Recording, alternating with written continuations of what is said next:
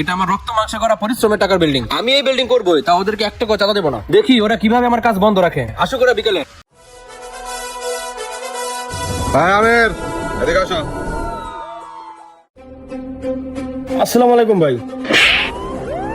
তোরা যে কইছি বিল্ডিং এর কাজ বন্ধ রাখতে, তুই আমার মিস্ত্রিতে কাজ করাইতেছস, তোর মালিক কই? স্যার মালিক আজকে আইছে, অফিসে বসা আছে। ডাকি নিয়ে যা। যাইতেছি। স্যার আসসালামু আলাইকুম স্যার। ওয়ালাইকুম সালাম, কি হয়েছে? স্যার আপনার ওই যে ফোনে বলছিলাম না যে এলাকার কয়েকজন পোলাপান এসে প্রতিদিন ডিস্টার্ব করে স্যার। খালি স্যার সাদা চাই। হ্যাঁ আজকেও আইছে। আপনি একটু চলেন তাড়াতাড়ি। আচ্ছা চলো দেখি। আসেন স্যার আসেন। স্যার এই যারাই। জি ভাই বলুন, আপনারা কারে খুঁজতেছেন? আপনারই খুঁজতাছি। আমার নাম হচ্ছে শামীম। এই এলাকায় আমার কথা ছাড়া একটা গাছের পাতাও নড়ে না। আর আপনি তো বিল্ডিং এর কাজ করাইতেছেন, আমি ওরে ওয়ার্নিং দিয়ে গেছি এই বিল্ডিং এর কাজ করলে 5 লাখ টাকা চাঁদা দিতে হবে। 5 লাখ টাকা না দিলে বিল্ডিং এর কাজ বন্ধ থাকবে। শোনেন শামীম ভাই, অনেক দূর থেকে আপনার এলাকায় আসছি আমি একটা বিল্ডিং করতে। এখন কি বলবো, আপনারা এই এলাকার ভাই ব্রাদার, আপনারা আরো আমাকে সাহায্য করবেন। আপনারা যদি চাঁদা চান তাহলে আমি এই বিল্ডিংটা কমপ্লিট করবো কিভাবে? শোনেন ভাই, আমি আমার সারা জীবনের সঞ্চয় দিয়ে বিল্ডিংটা করতেছি ভাই। এখন এই স্বাধীন দেশে যদি স্বাধীনভাবে বিল্ডিংই করতে না পারি তাহলে এই স্বাধীন দেশে থেকে কি লাভ ভাই? শোন, তোর লাভ লস এটা আমার দেখার বিষয় না। টাকা লাগবে 5 লাখ, আমি বিকালে আইতাছি। বিকালে এসে যদি 5 লাখ টাকা না পাই, সাদের লগে কিন্তু তোরও ঢালাই দিয়ে দেবো। কথাটা যেন মাথায় থাকে। এই চল। হ্যাঁ যান কে করে ঢালাই দিব, ওটা বিকালে দেব না।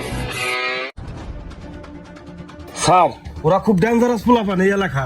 সব জায়গায় খালি এরা চাঁদাবাজি করে। আমি তো সাইডে কাজ করি, আমি তো দেখি এরা খালি সব মালিকরা জ্বালাতন করে। স্যার ওরা 5 লাখ টাকা চাইছেন আপনার কাছে, আপনি 3 লাখ টাকা দিয়ে দেন, বিকেলে আমি ওকে ম্যানেজ করে দিয়ে দেবো।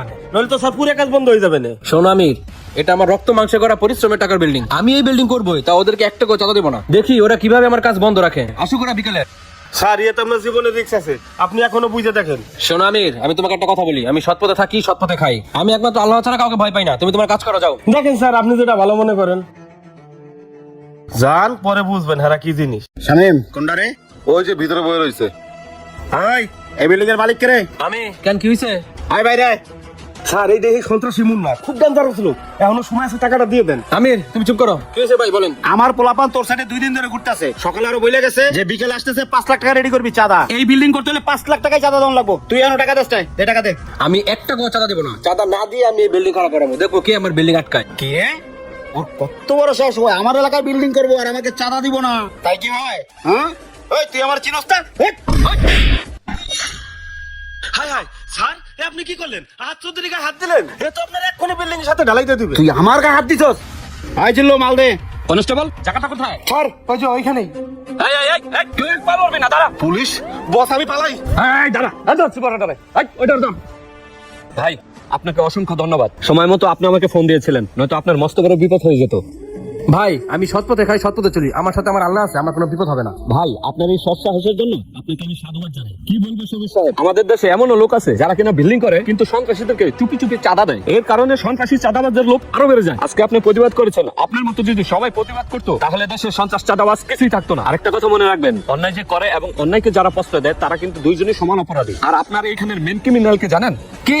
এই যে আমির চান, আপনার কন্ট্রাক্টর, যে কিনা প্রত্যেকটা সাইটে চাঁদাবাজদেরকে খবর দেয় এবং সেইখান থেকে চাঁদা নিয়ে ওইখান থেকে সে কমিশন খায়। আর এটাই তার মূল ব্যবসা। আর এই চাঁদাবাজকে আমি বহুদিন যাবত খুঁজতেছি, কিন্তু কোনো প্রমাণের অভাবে তাকে আমি ধরতে পারতেছিলাম না। তাই ওরে পাইছো? স্যার ওরে ধরতে পারিনি, ও পালাই গেছে। ওইটাতে ধরো, নিয়ে থানায় চলো।